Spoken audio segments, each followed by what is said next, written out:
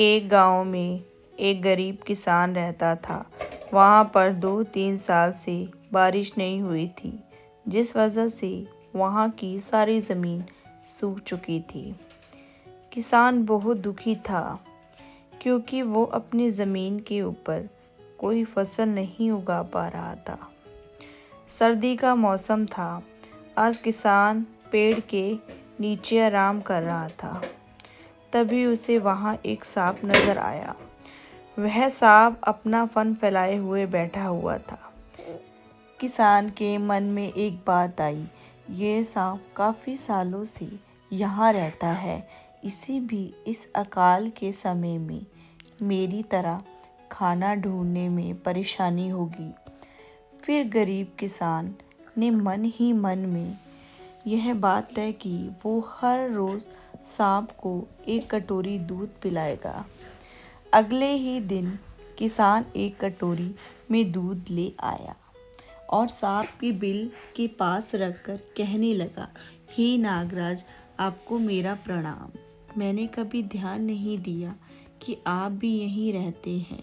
सूखे की वजह से मैं तो परेशान हूँ और मुझे लगता है आपको भी परेशानी हो रही होगी। इसलिए अब से मैं रोज़ आपको एक कटोरी दूध पिलाया करूँगा। ये बोलकर किसान ने वो कटोरी वहीं छोड़ दी और वहाँ से चला। अगले दिन सुबह जब वो कटोरी लेने वापस आया तो उसने देखा कि कटोरी में कुछ चमक रहा है। किसान ने कटोरी को उठाकर देखा तो उसके अंदर एक सोने का सिक्का था। फिर किसान हर रोज़ सांप को एक कटोरी दूध पिलाता और अगले दिन सुबह हर रोज़ उसे एक सोने का सिक्का मिलता। एक दिन किसान को किसी काम से शहर जाना था और उसने अपने बेटे को ये जिम्मेदारी सौंपी। उसने अपने बेटे को कहा, बेटा, ध्यान से एक कटोरी दूध सांप के बिल के पास रख देना।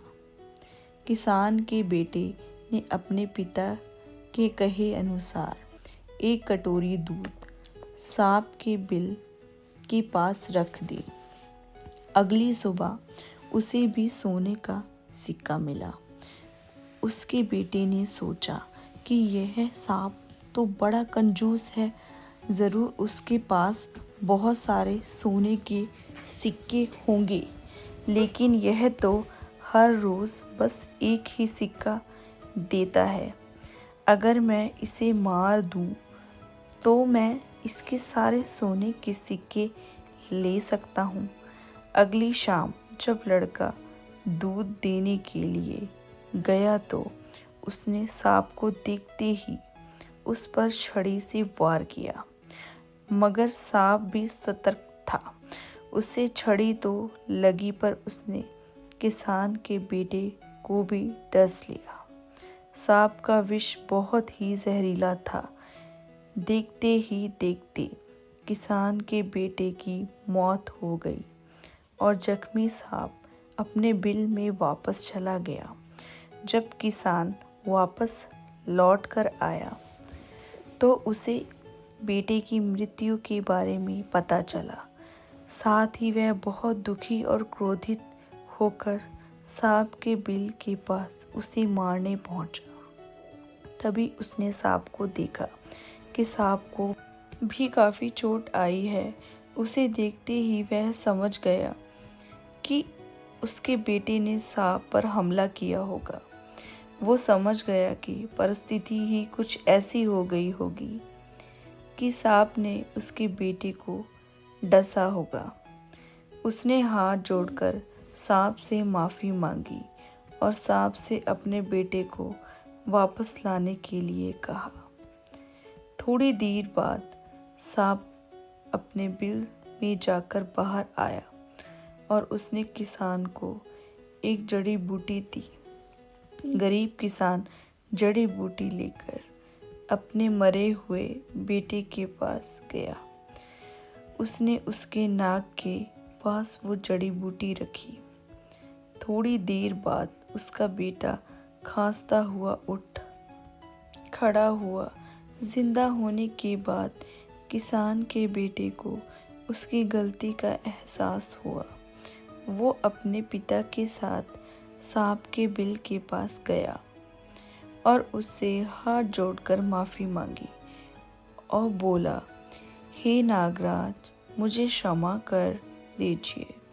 अब मैं किसी भी पशु पक्षी या जानवर पर हमला नहीं करूँगा। मुझे क्षमा दान दे। सांप ने भी खुश होकर अपना सिर हिलाया और वापस अपने बिल में चला गया। इस कहानी से हमें दो सीख मिलती हैं। पहली ये कि लालच करना बुरी बात, और दूसरी सीख ये है कि हमें निर्दोष जीवों पे हमला नहीं करना चाहिए। हमें उन्हें बिल्कुल भी परेशान नहीं करना चाहिए। धन्यवाद।